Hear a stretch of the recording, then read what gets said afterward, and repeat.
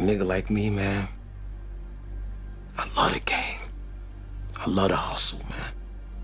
I be feeling like one of them ball-playing niggas, you know? Like Bird or Magic or something. Yeah, you know, a nigga got dough. A nigga could leave the league. But if I leave, the fans still gonna love me, man?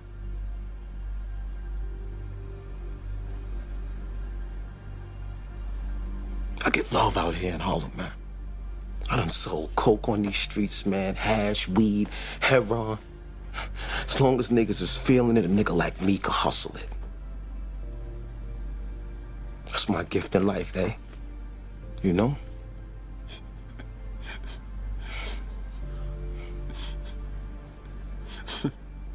What? The fuck you laughing at, B? You, man. Funny, man. You a hustling motherfucker, man. For real, baby. You fucking killing me, man. Well, you know me, baby. What's up, y'all? I've been kind of squared away lately, or busy, because got a lot going. But anyway, I'm back, and a lot of great things have taken place lately. A lot of great, I ain't gonna say great things, but just interesting things have taken place lately. For those of you that don't know, which unless you've been living under a rock, Tyrese Gibson, actor, singer, author, had a breakdown, and it's really kind of interesting how he broke down, and you know what he broke down about, because he broke down about, well, he broke down about not being able to have any money, which just shows a level of just, you know, ineptness, just not knowing how to really, you know, use his celebrity to monetize his celebrity, which is just, you know, I really can't fathom it. I mean, you it's tons of ways, but I will get on that. But the first thing I wanted to talk about was Tariq Nasheed. Tariq Nasheed, because, you know, a lot of times I myself have made videos in the past where I was labeled a coon or labeled, you know, a sellout, because I talked about tangible, substantive resources, right? Now, I don't have a problem with that. You know, you want to call me a name, you want to label me coon or whatever, fine, but you better have some facts. You better have some sort of, I don't know. I mean, you know, we as black people are quick to label people. So-and-so's a coon, so-and-so's a coon. And even when I listened to Tariq Nasheed, because he interviewed Dr. Claude Anderson 2 weeks ago. Last week he did the Tyrese thing. And he makes some interesting points. Primarily the first point, and I tell you what, I'm gonna put both of those little clips here, and I want you guys to check it out. So these white supremacists are mobilizing, family. And it's us over here. We got to be on our grind. We got to be alert. We got to be on top of our game, because it's us who's going to have to stand up and break down white supremacy terrorism. Because we're the only ones that's really challenging it. All these other groups, they're not challenging white supremacy. They're trying to be team white supremacy, even though white supremacy is whooping their asses. Look at Puerto Rico. White supremacy, they are shitting on Puerto Rico, and these Puerto Ricans out here still thinking that they're Spanish. All these other groups, man, they're trying to be lapdogs for white supremacy. They want to maintain white supremacy and get their little bullshit kibbles and bits. So it's up to us, just like Claude Anderson said, it's up to us to really be the leaders here as a group. And he made a very good point how it was Jewish people in America that helped Jewish people worldwide. Not over there in Europe. The ones in Europe couldn't do anything. It was the ones over here really stepping up and making it happen. We got to have that same mentality because we have the most resources. We have all these athletes out here. We have all these entertainers out here. So we got to have that code. right now, and I wanted to, when Brother Anderson was on the phone, I wish I could have talked about the NFL. Oh, there was so much stuff I wanted to talk about. There's so much stuff I wanted to talk about, and I'm glad he pointed out how Obama did nothing. Obama set us back. Black folks still don't want to accept that. We gotta, black people, we have to accept wins and we have to accept losses. Obama was a loss for us. That was a loss because we didn't get anything tangible out of it. It was a loss. I had Negroes tell me or argue with me about what Obama has done, and when you point out that Obama has really done nothing and not given nothing to black people, I have heard Negroes say Obama did give us something. I said, what? Obama gave us hope. I've heard niggas with a straight fucking face say that stupid shit on more than one occasion. You sound like a damn hood rat. That's hood rat talk. That's what hood rats who get fucked at 2 a.m. be saying. I hope I'm gonna give him some pussy and hope that nigga call me. That's low self-esteem hood rat talk. I swear to God, niggas with a straight fucking face said Obama gave us something. He gave us some hope. You dumb bastards who think like that. You dig? Obama was useless. And we don't want to be honest about that. We got to be honest about our wins and honest about our losses, and we can't keep waiting on symbolic bullshit. We got to be in the tangible game. We got to start being on our tangible game. We need tangible resources in order to empower ourselves, because these white supremacists are using their resources to subjugate us. And it's confusing. He's just babbling at this moment.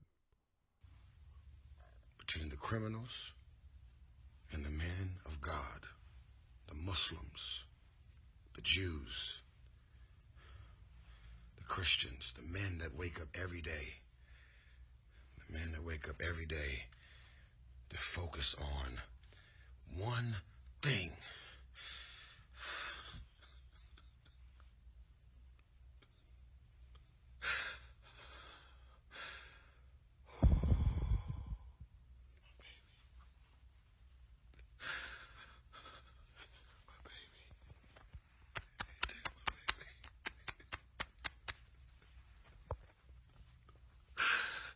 Don't take my baby, please. Don't take my baby.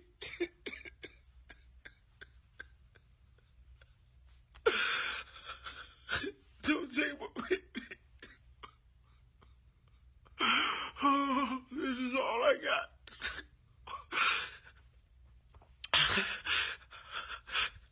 This is all I got.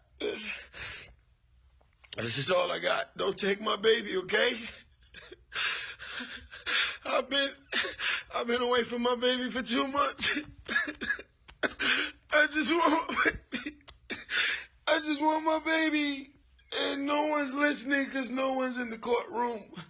I'm not doing anything illegal. But I don't want nobody. Oh my God, am I doing something illegal by doing this video, or am I protected by the First Right Amendment or the amendment? He's just babbling and crying. Don't take my baby. I'm at $13,000 a month. What more do you want from me? That's just kind of funny right there. Oh my God. That's just low-key funny a little bit. I ain't gonna lie. Hold on. The First Right Amendment. That was low-key funny. Hold on. I ain't gonna lie. Don't take my baby. I'm at $13,000 a month. What more do you want from me? What the fuck is this nigga talking about? Oh my God.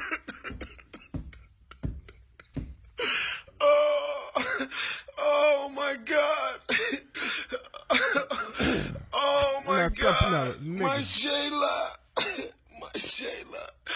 And ain't nobody showing up for me. I got all these millionaire friends. I got billionaire friends. I've been there for you. Why nobody's there for me? Okay, nigga, let me explain. Okay, there it is right there. All right. See, that's what I want to get to right there. All right, let me explain why they ain't there for you, nigga. Because you fooled yourself into believing that you're part of Hollywood. You in a big budget franchise that has grossed billions of dollars, so now you've made it.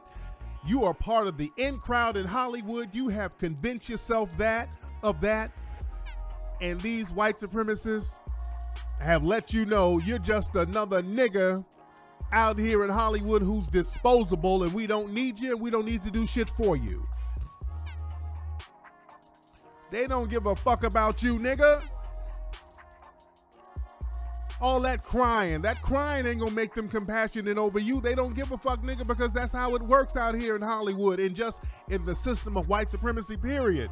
You're fine as long as you're making money for folks, but the minute you get into a tiff or some shit like that, you get into a little tussle or you get into a tither, and you black, they ain't fucking with you. They don't want Negro problems. They only want you around when you can make money for them. They don't give a shit about nigga shit, nigga tears. They don't give a shit.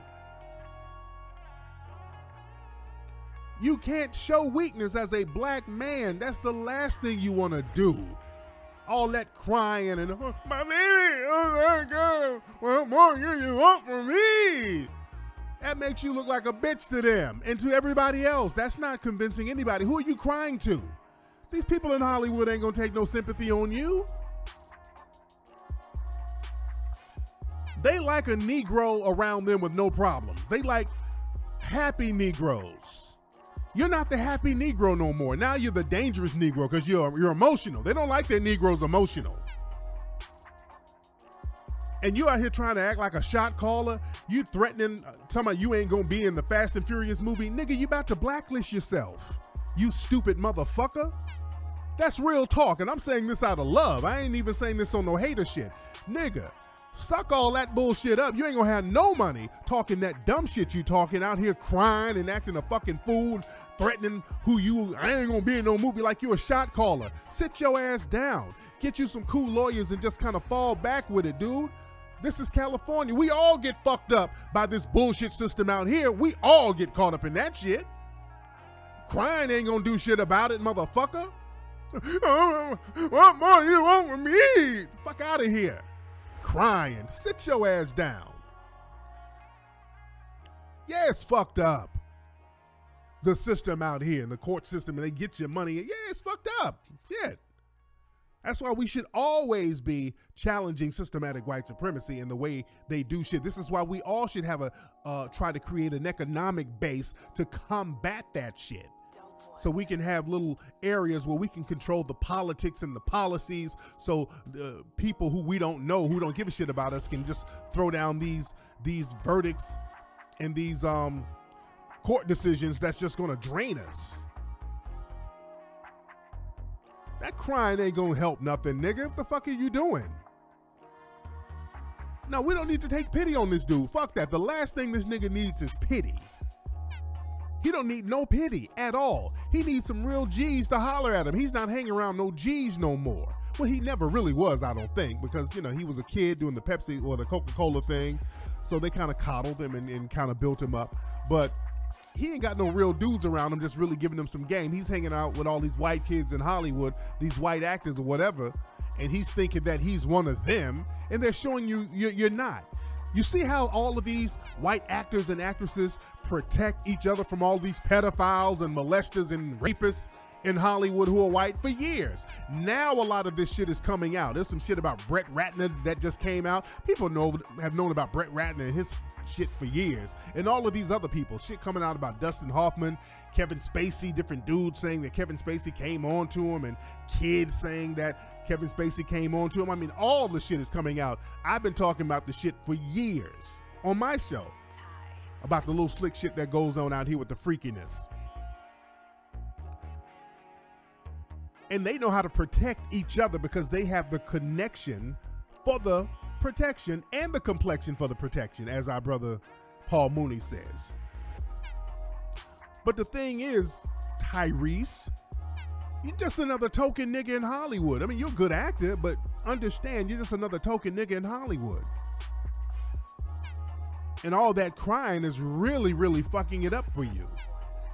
All that emotional bullshit is fucking it up for you. And you don't know how disposable you are. You out here threatening that you ain't gonna be in a movie. Do you know they'll replace you, nigga? The next Fast and Furious will have Michael Ealy playing your shit. They'll get a whole different nigga. They'll dispose of you so quick, you're not calling no shots as far as that franchise, dude. You better get off that, dude. Once you in their house, you talking about moving their furniture and trying to shot call, nigga. No, you better handle your business, because you don't own nothing over there on that franchise. You're gonna fuck up all your little money. The thing, what you should have been doing, instead of just waiting on that franchise to feed you, you should have been getting some other shit popping. You should have been getting some other stuff popping. So this thing with Tyrese, he's been going after The Rock publicly because Tyrese needs money, so he needs to do the next Fast and Furious movie. But The Rock is doing another spinoff, and he's mad at The Rock. And Tyrese is trying to use this whole, man, we the Fast and Furious family. We the Fast and Furious family, man. We need to do the movie together. We're a family, man. No, nigga, you need money. And the thing is, Tyrese, raised by a single mother, which a lot of us were, but the problem is he takes on those single mother ways. Because from what I understand, I think Tyrese's mother was a drug addict, so, he really had it bad. But when you grow up with these single mothers, you take on that single mother drug addict mentality, where the single mother was always begging somebody for something, especially when they're on drugs. You see a single mother, especially on drugs, she's always begging. There's always this scheming of getting money from some other man. And you see that all your life. If I want something, I'm supposed to beg and try to shame another man into giving it to me. That's what that nigga, he grew up seeing that. He grew up seeing the mother probably try to shame the dad, wherever he was, to give some money if she knew him or if he ever knew him, but just trying to shame men into giving money. Or clowning at the county building, hey, I need my food stamps, I need my EBT card, acting a fool and showing out for some money. I need my government cheese. You grow up seeing that, you think, okay, I'm supposed to throw a tantrum if I want somebody to give me something. I'm supposed to put another man on Front Street and tell another man's business, because that's another thing. Tyrese was up here talking about The Rock be using steroids. That's whole shit. If you're doing all that, talking about another man is using steroids, and what the fuck is wrong? Nigga, that's sucker shit. You don't do that. I ain't about to coddle no nigga doing no shit like that. That's hood rat shit. That's basketball wife shit. Tell him what another nigga's doing, trying to shame him into doing something for you. We don't coddle that. You're making a goddamn idiot of yourself. That's dry snitching.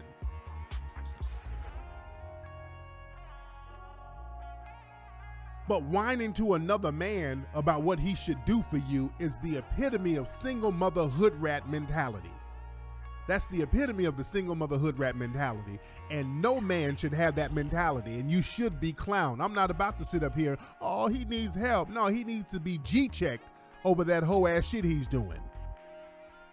And I hope he's listening. Somebody let that nigga listen. This is some real G shit right here. You're making an ass of yourself. You look like a fucking clown. You look like a big bitch, my nigga. All that whining, you acting like a single mother. You man the fuck up. Yeah, the court system is fucked up. Yeah, I know your little money is kind of tight. Yeah, The Rock is doing other things, so he can't help you. He shouldn't have to help another grown, ashy fucking nigga. Get your ass out here and grind. Or get back on the road with damn Genuine and Tank, nigga. You fucked that up being on some ego shit, thinking that you better, I'm Hollywood, so I'm supposed to be getting more money than these niggas. See, you on that faking the funk bullshit, thinking that you're in that Hollywood crowd, and now you up here crying. No, nigga, get your shit right. Understand the system you're in and stop playing. My man, you making brothers look weak doing that. That's the last thing we need. Niggas up here crying, oh, what more do you want from me? Oh, God. There's nothing cool about no grown, ashy, black-ass nigga crying like that. No sympathy at all. None. You get no sympathy. They done remixed the shit. Hold on. They got all types of remixes of this nigga crying. Hold on, where's this shit at? Hold on. Let me play. I've been away from my baby. The internet is cold, man. They done made a remix of that nigga. But the thing is, man, Tyrese, my man, you should have been out here working on some other projects. See, the thing is, they give him a nice little check because of the Fast and Furious thing, but my man Ice-T, and I love Ice-T. Ice-T said something a long time ago, man. He said, like, when I get a check, I act like that's the last little money I'm ever gonna get. That's how you gotta act. If somebody's giving you a check, now if it's your own money, you giving yourself money or making money for yourself, you can kind of, you know, if you can generate more money. But if somebody's giving you a check, you have to act like that's the last check you're going to get from any other person in a while. Even if you're supposed to get more checks from them, just act like that's gonna be the last check, because you never know. So my man should have been out there getting other projects together, grinding, producing other shit. I mean, just really out building some shit, going out there building a real franchise for himself, building up his own brand outside of the Fast and Furious thing.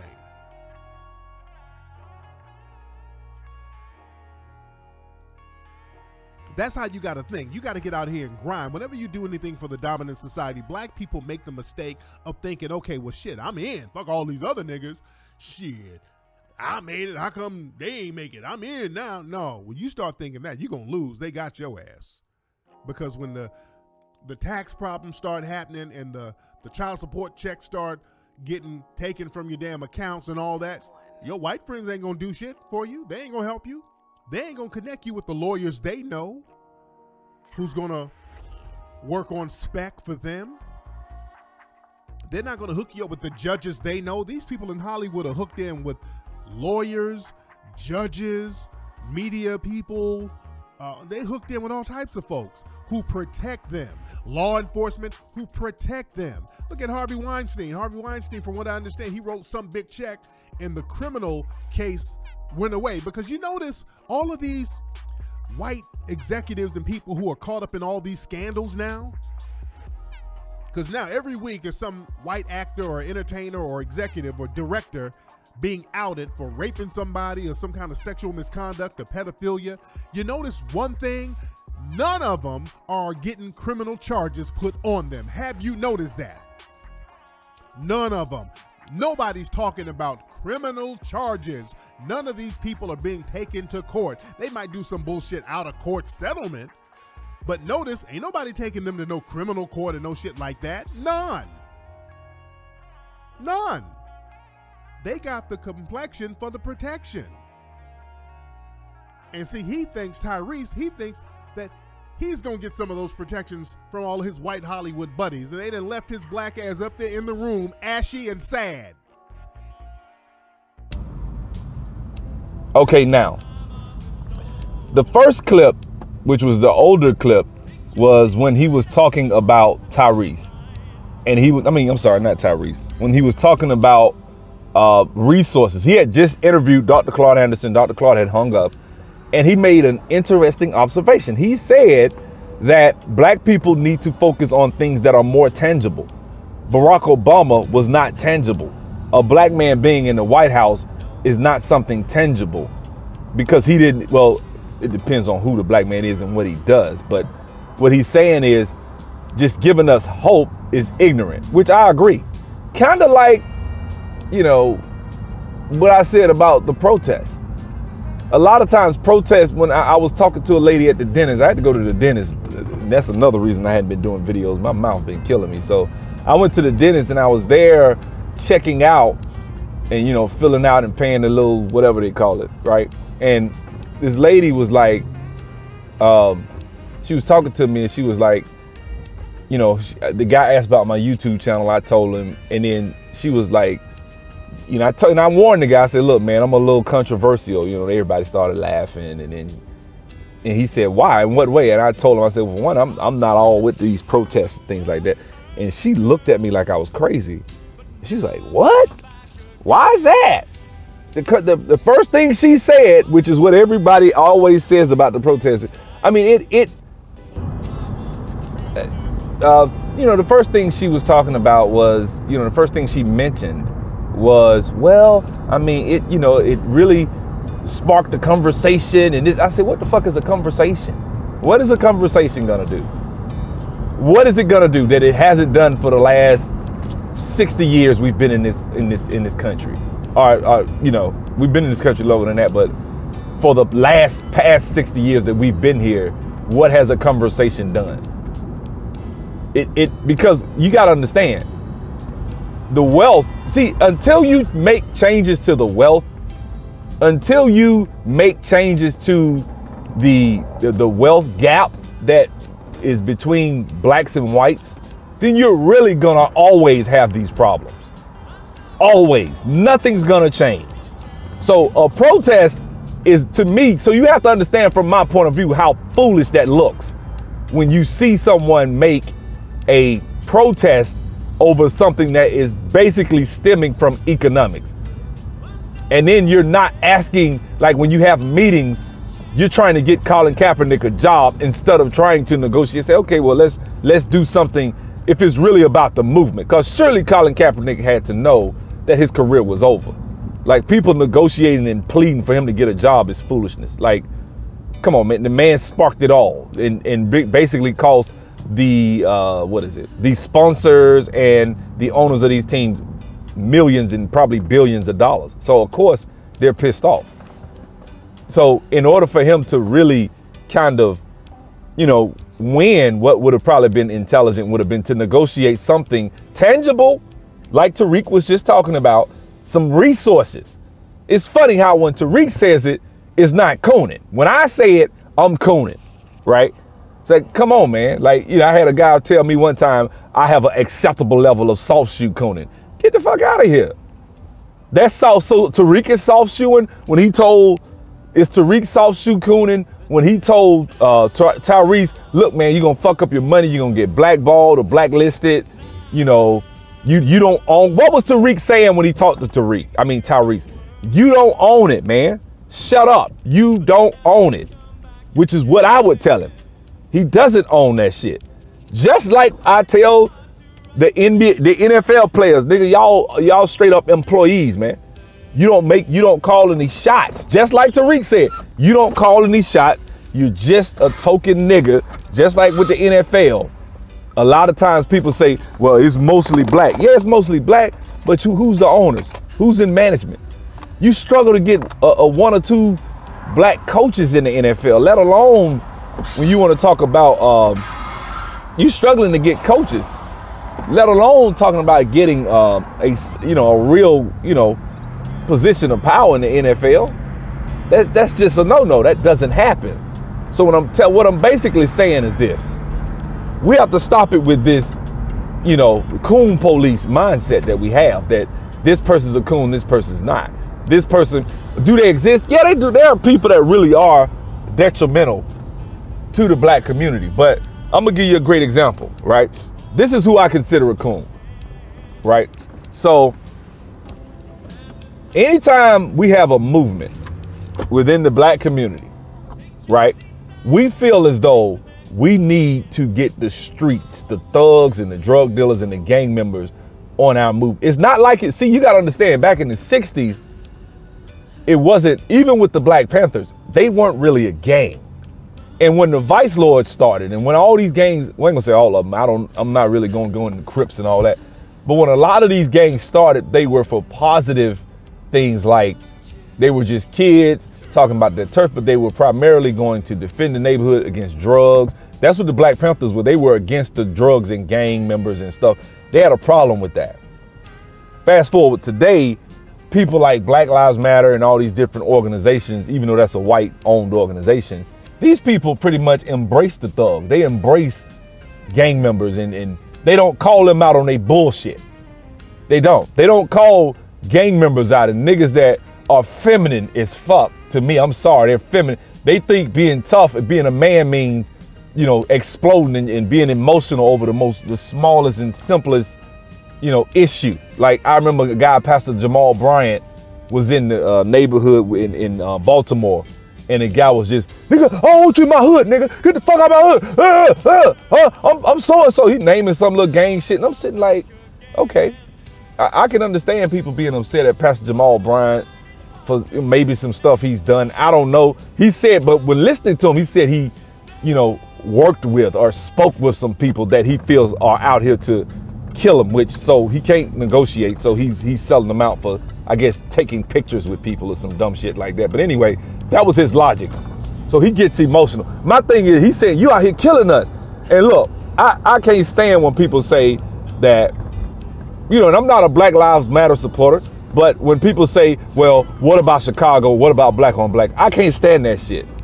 I really can't. Like, don't act like black people are cool and content with it. But we do sometimes give people like that a pass. You a gang member, you a Crip or a Blood, a Disciple, Vice Lord, nigga, you part of the fucking problem. You a coon. That's a coon. You are exactly Sambo. You are the negative stereotype of what they say we are, and you enforce those stereotypes. You enforce the stereotypes that all black men are killers and thugs, that we don't speak proper English, that we can't master the English language, or that we can't, you know, do proper subject and verb agreement. We can't. That's you, nigga. You reinforce. So to me, that's the coon. But those are the niggas that get the respect in the black community. Let's just keep it a buck. Like, anytime a movement happens, nigga, if you a gang member, you out here, fuck you. Like, that's how I feel. Like, you're part of the problem. You're not really. It's a war in the black community, like Chris Rock talked about. And the war in the black community is between those types of niggas and niggas like me. I'm gonna keep it a buck. Niggas that say, okay, I'm gonna get a job, I'm gonna go out here and I'm gonna try to build something financial so the intergenerational wealth can you know, take root and start, we can grow. Cause you can't really grow wealth unless you're thinking intergenerationally. You get wealthy yourself. Yeah, you can make a couple of million. You ain't gonna say a couple. You probably can make $1 billion. You probably could. But that by then you've actually created intergenerational wealth. But if you thinking for the average Joe Blow out here on the street, a lot of times, you know, being a millionaire it takes a lot of things. But I mean, a billionaire. But you know, if you retire with a 401k and you got $2 million in that 401k, and your kids are bad with money, or your kids are like Tyrese, like, you know, that's the thing. Even with Tariq, that's why I put that all in there. Tariq was saying, look, man, you got ways to make money that the average person doesn't have. There's no reason why Tariq can't gross $5-6 million a year. Easy. Like just doing Chitlin Circuit gospel plays, going to Mississippi, Jackson, Mississippi, Montgomery, you know, all these little small cities in the South, Greenville, North Carolina. Look, man, people go to those shows. They sell out. Like, you know, the guy Talbert, I forget his name. There's one guy, this guy, every time he comes to Montgomery, his tickets are $75, $80. And I'm talking about, it's sold out like a week prior. And this dude's making $250,000 every time he come to Montgomery. 2 shows, 1 day, he's gone. That's it.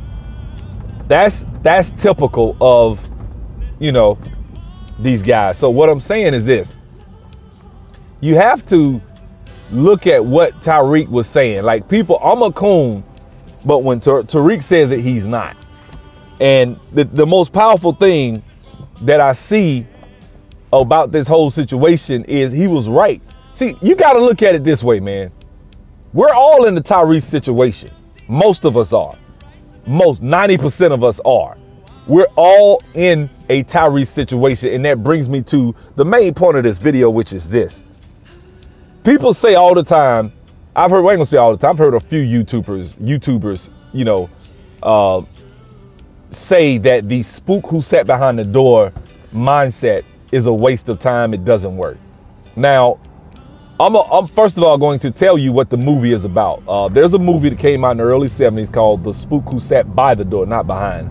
The Spook Who Sat By the Door.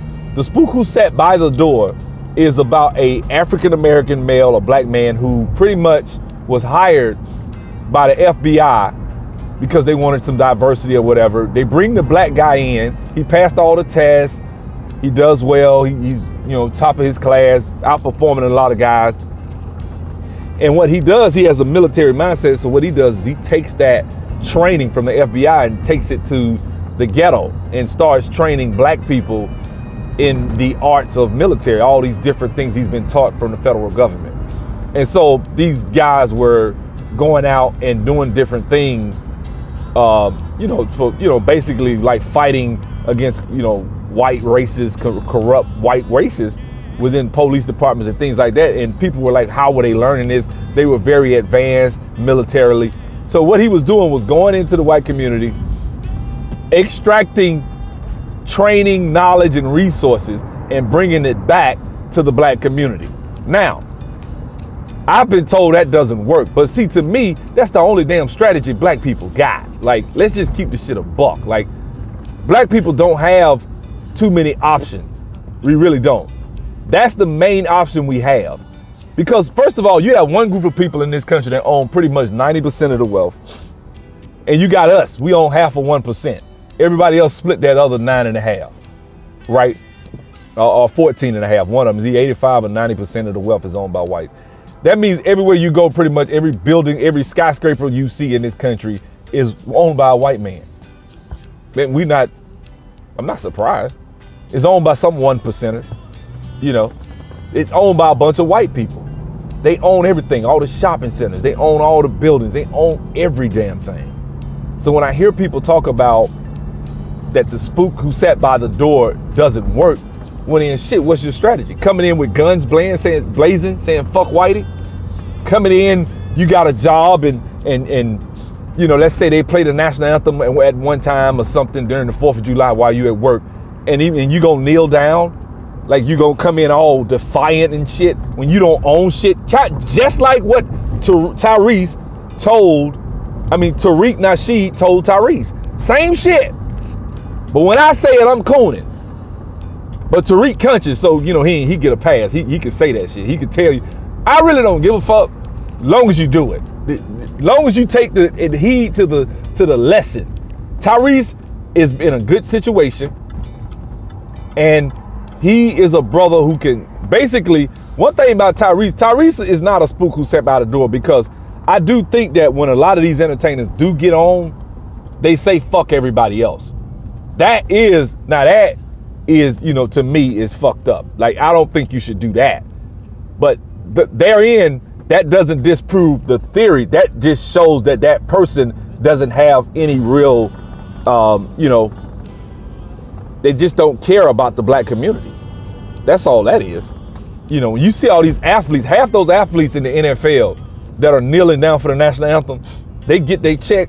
They not in the community doing. Look at it. Check this video out. Check this, because people talked about Ray Lewis and said he was a coon, right? But let's look at what Ray Lewis has done. And I've done this shit 50 times, but I want to do it again. I'm going to show you specifically what Ray Lewis has done in the black community. I'm going to remove all doubt as to what a real coon is and what one isn't. Because people tend to believe that Ray Lewis is cooning because Ray Lewis dares to, you know, not agree with the protest. So let's check this out. And even when they had the Baltimore riots, he was saying, hey, y'all, we not, you know, I don't think this is a good idea. But, you know, anything that the young people do, you got a lot of older people that are going to just, oh, shit, they tired, they fed up, they this, they that. Yeah, but ain't shit changed. Ain't nothing changed. So yeah, maybe he had a point. Maybe that wasn't the most intelligent way to handle it.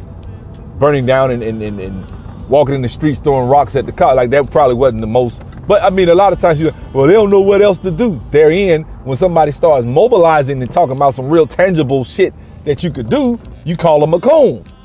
You see this? Check this out. I'm gonna come back. What's going on, everybody? We live at the Baltimore 1000 hiring event. Here's the man behind everything, Mr. Raul Edwards, and then we got Mark Mr. Pendel right here. Mr. Pendel, guys. This event you can't miss. You can't miss it. We partnered with some great partners. Department of Labor and License and Regulation, the Finn Group, Stand Up Baltimore. You guys, look around. It's jobs everywhere. People want jobs. So Baltimore, Miami, Ferguson, whatever, guys, we're doing it real big. Sorry I'm not dressed to the T, but I've been working hard, guys. Working hard getting people jobs. We appreciate it. We're here to support the community. And anything we can do to find our vendors some good candidates, anything we can do to find our candidates some good employment opportunities. Thank you. Good stuff. Good stuff. Thank you so much. So this is going on the Ferguson 1000 page. Well, guys, look what they're doing in Baltimore. I know sometimes we only see what's going on local, but it's so important to see what's going on from city to city, around the country.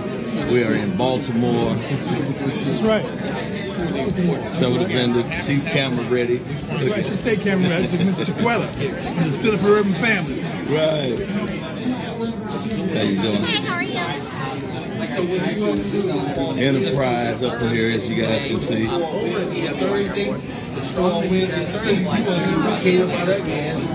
Kaiser Permanente. Guys, this is serious. Look at this. They've got an expungement clinic going on over here. So it's important everybody back home in Ferguson know what's happening in Baltimore and every city we expand to across the country. So I'm going to walk you guys through. Here's the expungement clinic. How you guys doing? Say hello to the people in Ferguson. This is, we're live on the Ferguson 1000 page. I had to come out here and see what Baltimore was doing. Baltimore got some pretty ladies, don't they? I'm just saying. Everybody's gonna be like, oh, Ricky, why do you have to say that? All right. Thank you guys for what you do. I didn't get to make the one last year. And in Baltimore. They're good people.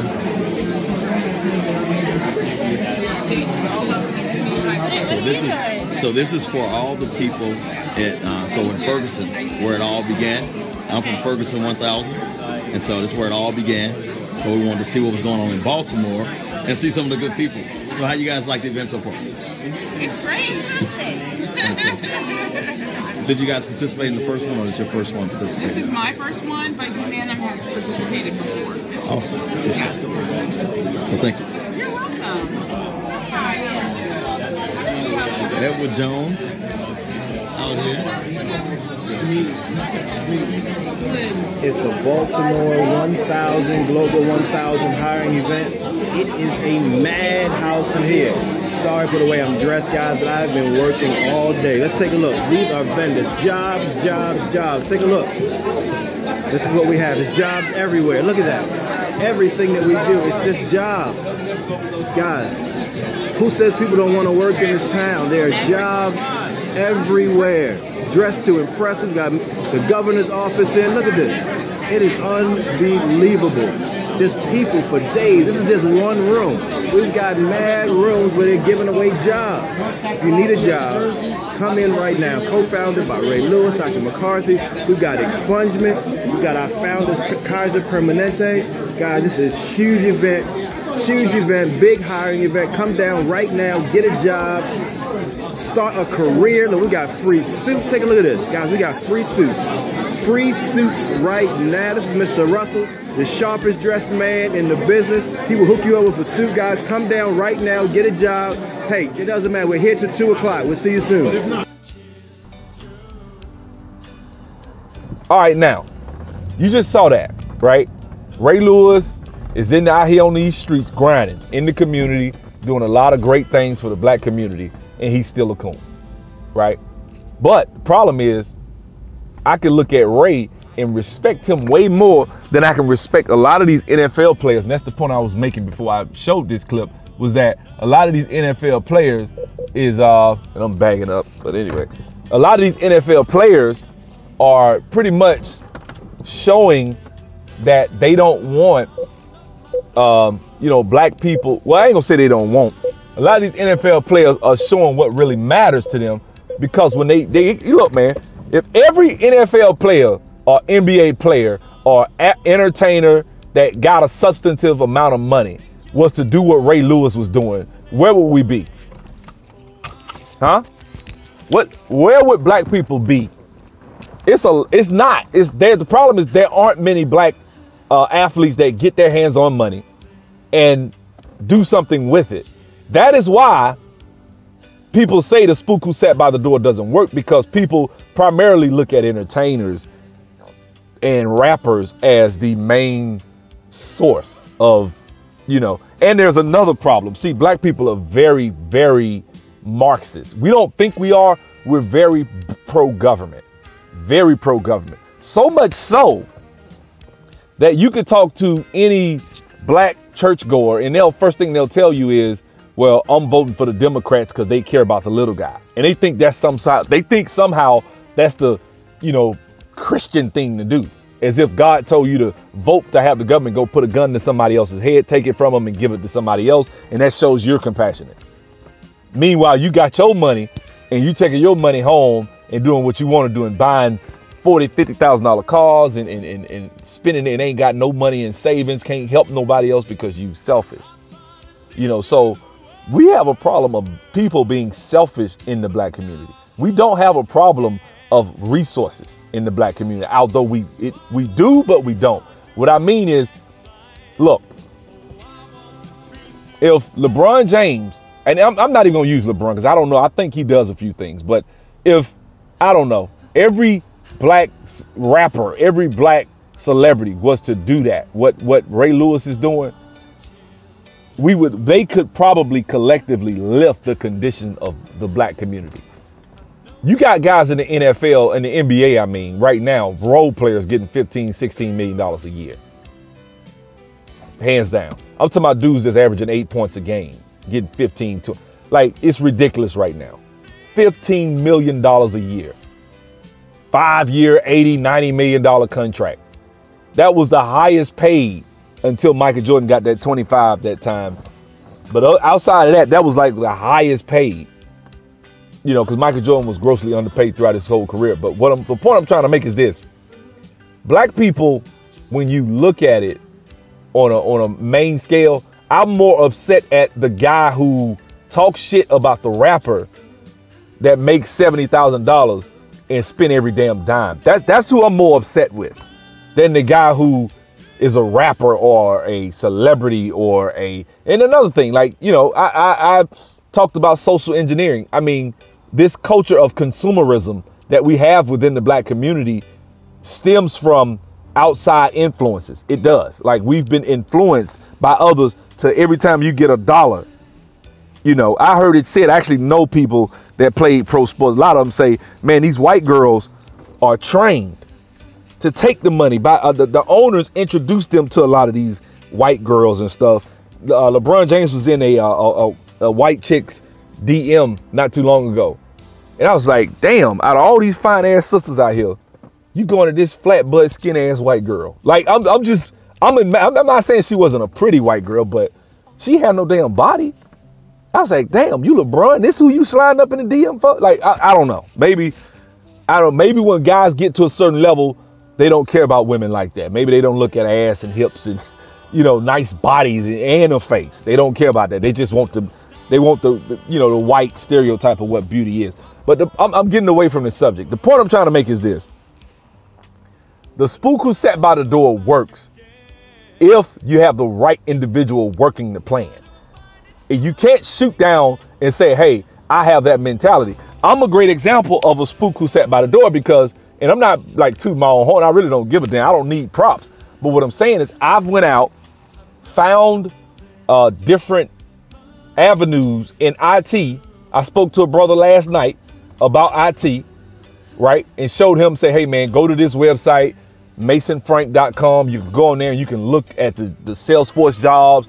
They're paying, bottom end $30 on up to, $150, $200 an hour, depending on what type of certification and experience that you have. It's easy to get in. This is where you go. You go to this, you go to Trailhead, you go to, I gave all that information out to this brother. I ain't know who he was from Joe Blow, but I helped him out. Now, how did I get that information? I went and conformed. I put on the slacks, a button down, and a suit coat, and I went on an interview. And I seemed as non-threatening. I laughed at the little corny jokes. and I'm at work. I got to talk low. But I did what I was supposed to do. So, you know, that's the thing. Like, what are you, you know, doing? What are you doing with the resources that you have? We don't, you know, we don't think like that. We really don't. So, I mean, you know, we have to really kind of think things through before we just talk about somebody and label somebody a coon. Before you call somebody a coon, you need to make sure that you're doing what you're supposed to do. Are you doing your part? Are you, you know, have you, before you call Ray Lewis a coon, have you done what Ray Lewis has done? Because most of the people that are calling Ray Lewis a coon can't, you know, can't hold a candle to Ray Lewis. They can't. Now, all they can say is Ray Lewis didn't say the right thing when he was on ESPN First Take. That's all they could say, is he didn't say the right thing. Ray Lewis didn't, he said that, you know, we shouldn't do this or we shouldn't do that. Well, I mean, you know, that's it. That's all you got. That, you know, so check a person's resume. Because I heard it say about what's his name?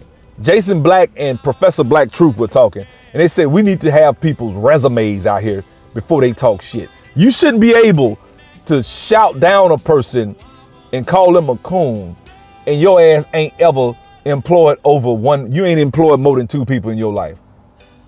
Ever. And I'm not talking about let them cut your grass one day. I'm talking about employed them for at least 6 months or more. If you really substantively have owned something and controlled it, and at least, you know, went out here and done something, or at least empowered others to do such.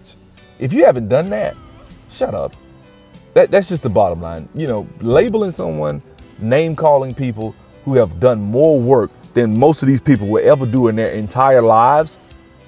That's the problem, right? That's where we are in society right now. We have black people who, think about it, the guy who goes into the community and employs a bunch of teenagers and teaches them how to start their own businesses, or cleans up a lot of ex-felons records and things like that, is a coon. But the guy who is a Facebook revolutionary, who posts a bunch of crazy memes, Hotep memes, and you know, talks about, you know, guy wears t-shirts saying I stand with Kaepernick or some shit like that. That's the guy who gets the respect. That's the guy who, and that's fucked up, man. That's fucked up. I'd rather you not talk and be about action. Because if we had more people out here that were actually about action, that would change our situation. Not begging for sympathy. That's why I put that part in there with Tariq, talking about Tyrese begging, because that's what we do as black men. A lot of us do have that single mom mindset of, I'm going to beg for sympathy. I'm going to beg some white man to come in and save us because we're getting killed by cops. Because that's what you really are doing. When you begging for some white man to write $1 billion check, you know what I'm saying? Because that is the main thing. You know, some white man coming right. No, ain't nobody gonna save our ass, man. Nobody's gonna save us. Nobody gives a shit. Just like Tariq said, no one gives a fuck, man. Who are you crying to? Who are you protesting to? Because, and if you are what demands, like, are you in the position? It's funny what he told Tyree. He said, nigga, you ain't in a position to make demands. Talking about you finna get rid of the rock. You finna get fucked up.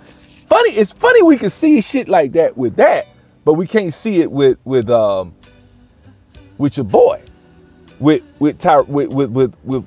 ourselves in our situation. Are you in the position to make demands? Probably not. Anyway, man, I got to go. Y'all have a blessed day. Let me get out this car and go on upstairs, man. Thank you.